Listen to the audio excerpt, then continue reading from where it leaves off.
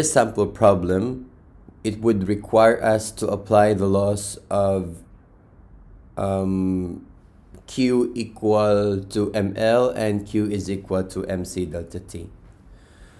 So we have in an isolated container 250 grams of ice at negative 4.0 degrees Celsius is added to 560 grams of water at 45 degrees Celsius.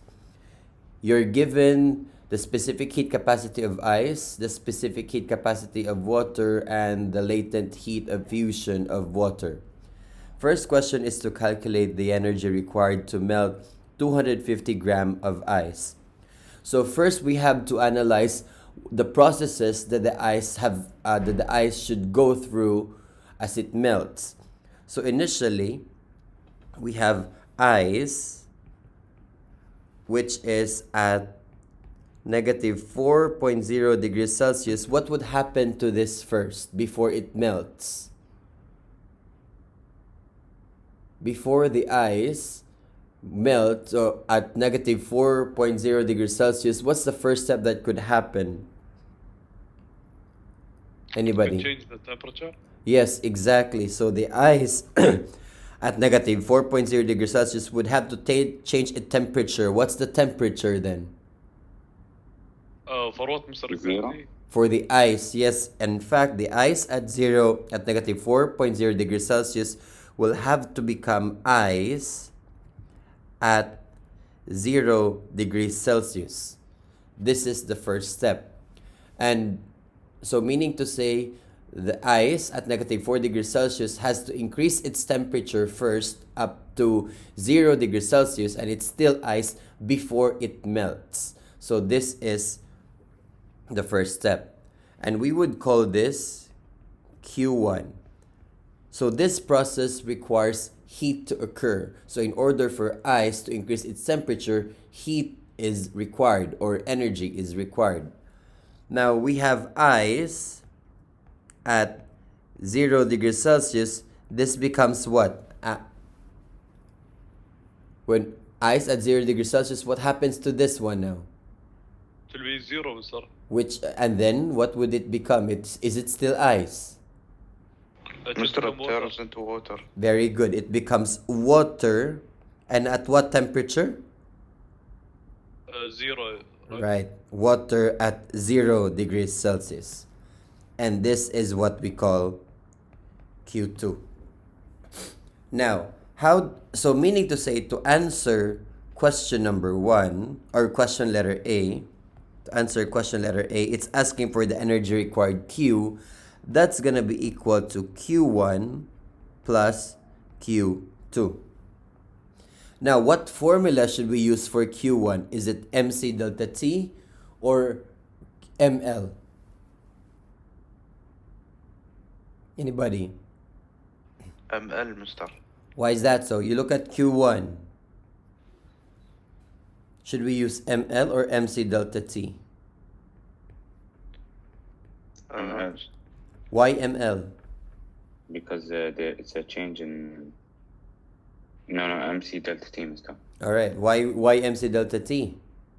Because it's the change in temperature. Alright, because there is a change in temperature. So we would say Q is equal to, or Q1 is equal to MC delta T. What is M? The mass of the ice. Very good. This is actually 0.25. right. So we would use MC delta T. MC delta T. But then the M here should be the mass of the ice. And then the C here, is it the C of water or C of ice? Of ice. Good, because we're still talking about the ice. And then the change in temperature, which is TF minus TI. So this is our TF, 0 degrees Celsius, and our TI is negative 4 degrees Celsius. Now, how about any questions before we proceed? All right, how about Q2? How do we solve for Q2? It will be Mr. the same, but we not the same. We have to change the C to the water. No, So it's you're are you Uh, saying we are going to use MC ML, delta Mr. T for Q2? Should we, what formula are we gonna utilize for Q2? And why? ML, Why ML?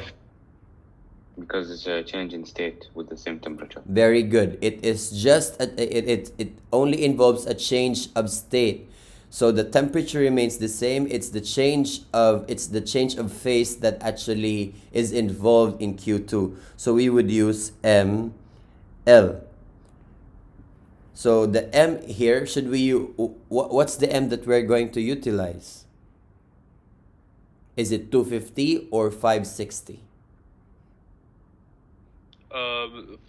560, Mr. Why 560? Because of the water. 0.5. No, 250 because the temperature changes, but the mass doesn't change. Very good. It's actually the M of the ice because it is the ice that melted. So you see, it is the same ice at this temperature. So this ice only turned into water. It's not a different substance. It's the same substance. It just changed its phase. So therefore, the mass that we're going to utilize is not going to be the mass of water, but instead it's the mass of ice. It's the same ice that has just melted. So the mass, although it is now in water form, but the mass is not going to change. So it will be the mass of ice. Is that clear? Any questions? All right. Now for part B, I'm gonna leave the numerical substitution to you for part A. I'm gonna proceed now to part B. So in part B, we are asked calculate the final temperature of the system at thermal equilibrium. So we are going to start with our equation negative Q lost is equal to Q gain.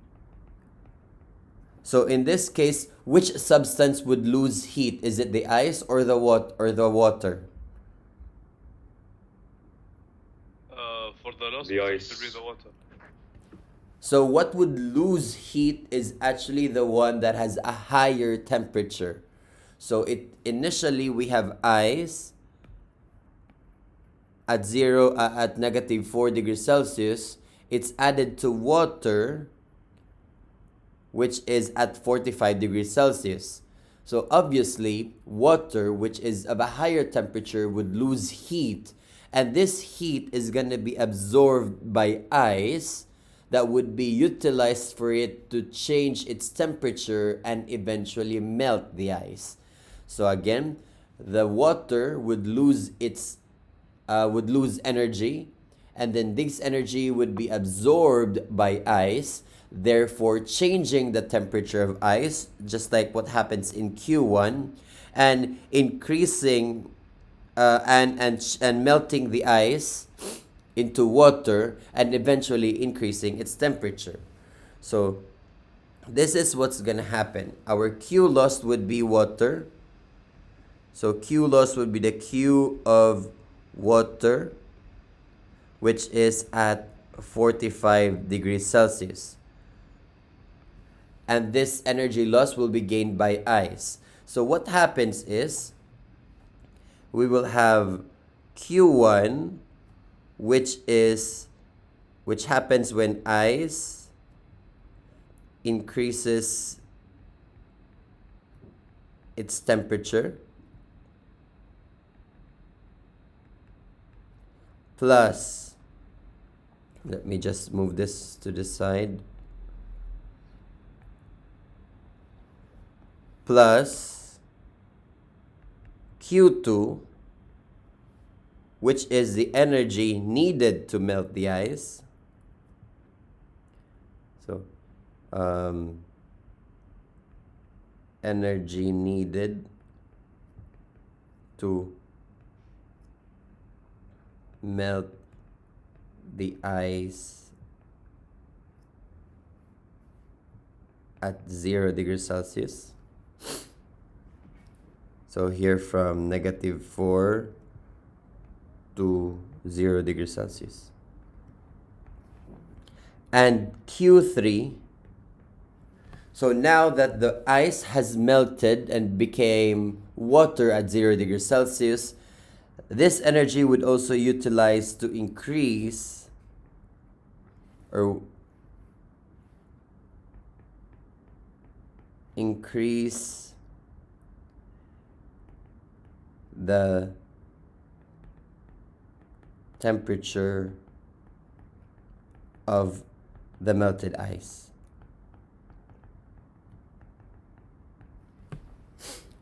All right. So let me clarify this. Q1, this is for ice, by the way.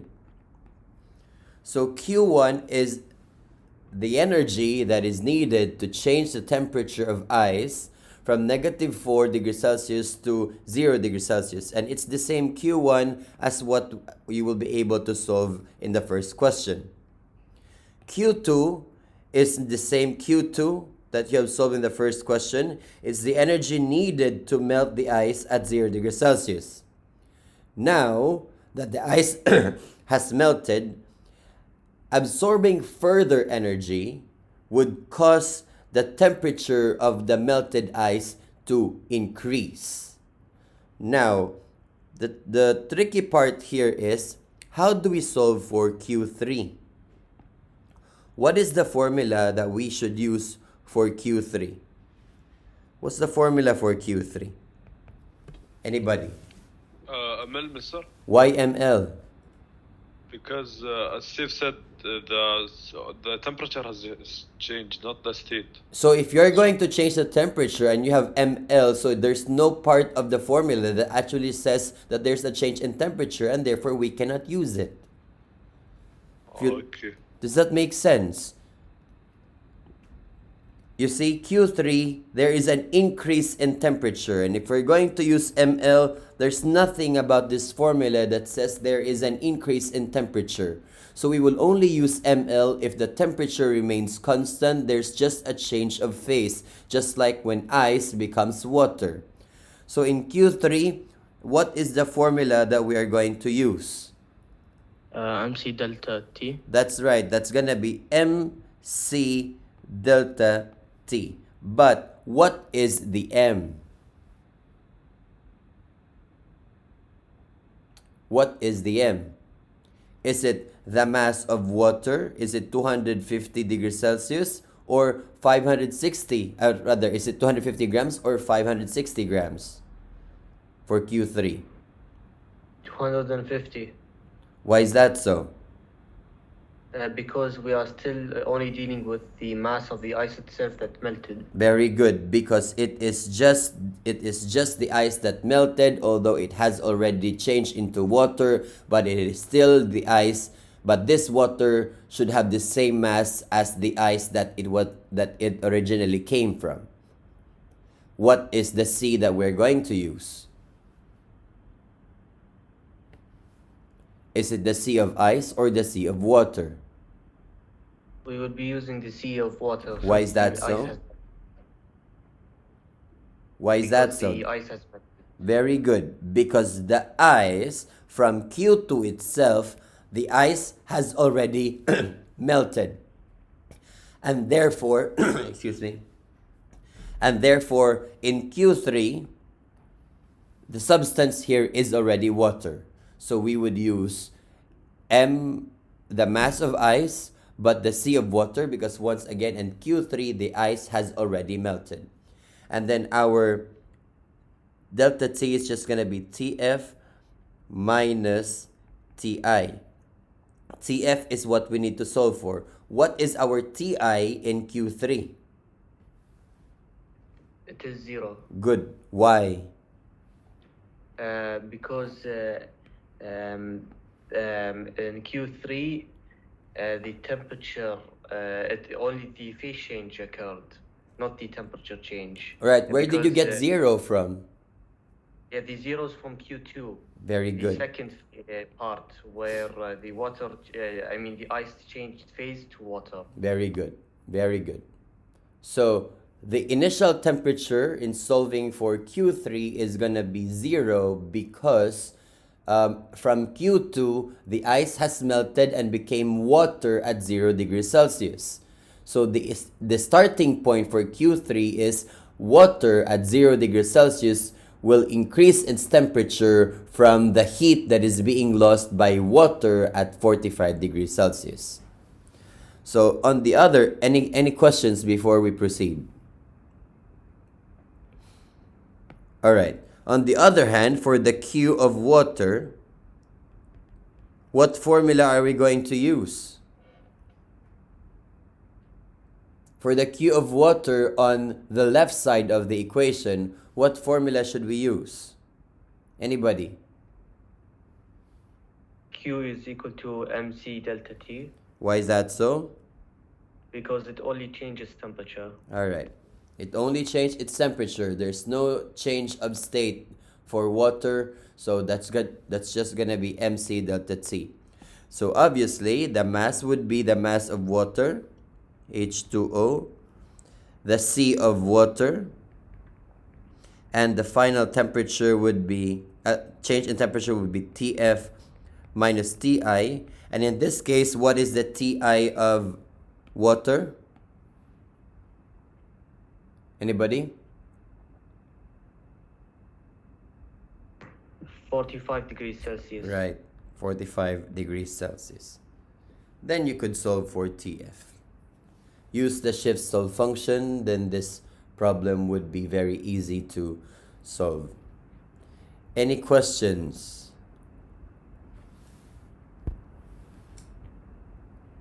All right. You have about 10 minutes to complete slide number 11, and then make sure that you do slide number 12 as well. Then proceed with the rest of the task of the day. I'll post this video on this slide for those who missed this discussion.